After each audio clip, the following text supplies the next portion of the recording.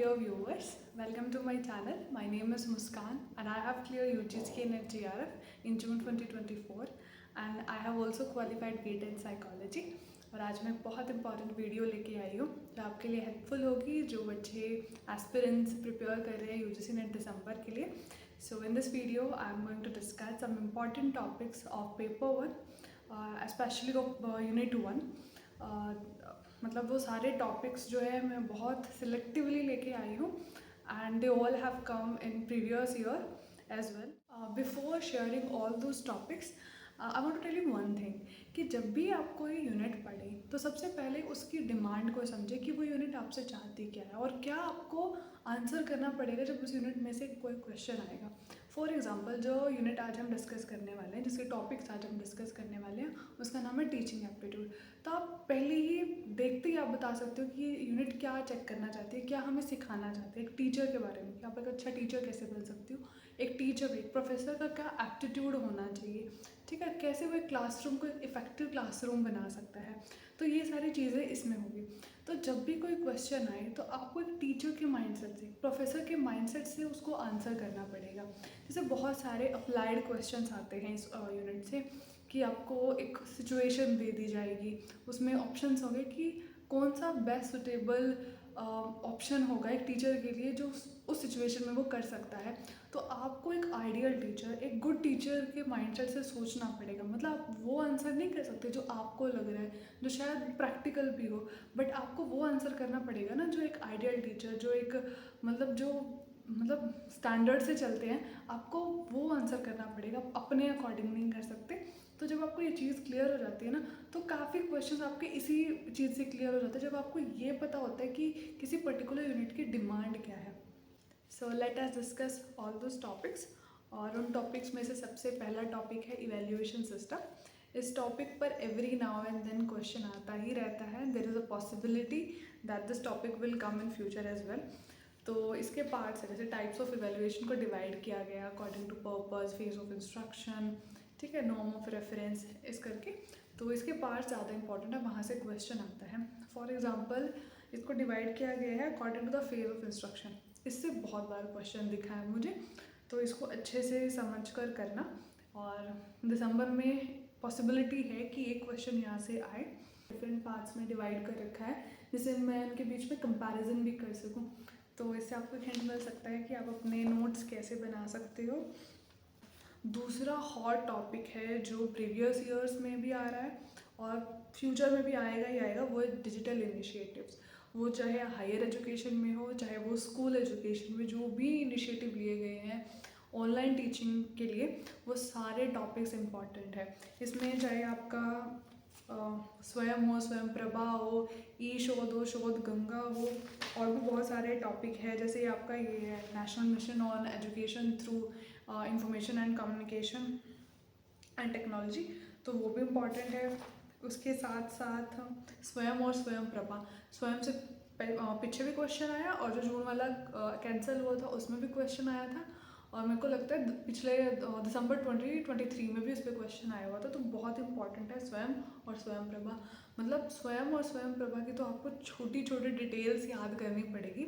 I am sorry to से but बहुत मुश्किल है ये चीज़ें याद करना, और मुझे लगता भी नहीं है कि ये चीज़ें भी पूछी जानी चाहिए, but unfortunately we have to do it. IGNOU के जो इनिशिएटिव्स होते हैं ना वो भी बहुत इंपॉर्टेंट है, उनसे भी क्वेश्चन आते हैं. मैं क्या सजेशन दूंगी आपको, आप इसको कैटेगरीज में डिवाइड करो. जैसे स्कूल से रिलेटेड डिजिटल इनिशिएटिव्स एक जगह कर लो, जो हायर एजुकेशन से रिलेटेड उसको एक साइड कर लो, और उसमें भी आगे कैटेगरीज बना सकते हो. जैसे इग्नू के अलग से कैटेगरीज बना दो, और जो जैसे स्वयं और स्वयं प्रभा को एक साइड कर दो, जैसे इनफ्लिपनेट के एक साइड कर दो. मतलब ऐसे करके ना जो आप एक थोड़ी सी क्लासिफिकेशन जब रहती है ना माइंड में, तो वो लॉन्ग टर्म के लिए रिमेंबर रहता है. So you can do that. तो डिजिटल इनिशिएटिव पक्का से कर लेना, बहुत इम्पॉर्टेंट है. और जो थर्ड टॉपिक है वो है NEP 2020. बहुत इम्पॉर्टेंट है, उसको भी ऐसे डिवाइड करके पढ़ना कि स्कूल एजुकेशन के लिए NEP क्या लेके आई वो, और जो हायर एजुकेशन के लिए लेके आई वो, तो उसको सेपरेटली अलग अलग पढ़ना. और बहुत सारी डिटेल्स हैं आई नो, और UGC पूछता है. काफ़ी ऐसे डिटेल्स है जो किसी को नहीं पता होते. जैसे एक बार क्वेश्चन आया था लैंग्वेजेस पे, और NEP की जो ऑथेंटिक डॉक्यूमेंट है उसमें वो मेंशन था, बट हम इतना याद नहीं कर सकते, हम पूरी डॉक्यूमेंट नहीं पढ़ सकते। तो कुछ क्वेश्चंस ऐसे होंगे जो आपको नहीं पता होंगे तो किसी को भी नहीं पता होंगे, बट जो NTA ऐसे डिटेल्स पूछता है कभी कभी आप सबको एक शौक देने के लिए, तो बट इट डजंट मीन कि हम पढ़ना छोड़ दें। NEP को बेसिक पढ़िए जो स्कूल लेवल पे है, जो हायर एजुकेशन के लेवल पे है, and you are sorted. Go with that confidence कि मैंने बेसिक कर रखा है, क्वेश्चन आएगा सो सबके लिए नया होगा, आप डील कर सकते हो, इतना कॉन्फिडेंस लेके जाइए एग्ज़ाम में। The fourth topic which is very important वो है टीचिंग मॉडल्स। वैसे टीचिंग मॉडल्स बहुत बेसिक है, सबसे पहले जब भी आप इस यूनिट की स्टार्टिंग करते हो तो वही सबसे पहले पढ़ते हो, बट मुझे लगा ये इंपॉर्टेंट है, क्वेश्चन आ जाता है तो इसको पढ़ना। टीचिंग मॉडल्स में आपका memory level, understanding level, reflective level, वो एंड्रागोजी, पेडागोजी, वो सब आता है इसके अंदर। तो उसको ऐसे डिवाइड करके पढ़ लेना तीनों को, ताकि साथ में कंपैरिजन भी करते रहो। तो ये एक टॉपिक आपका कंप्लीट हो जाएगा।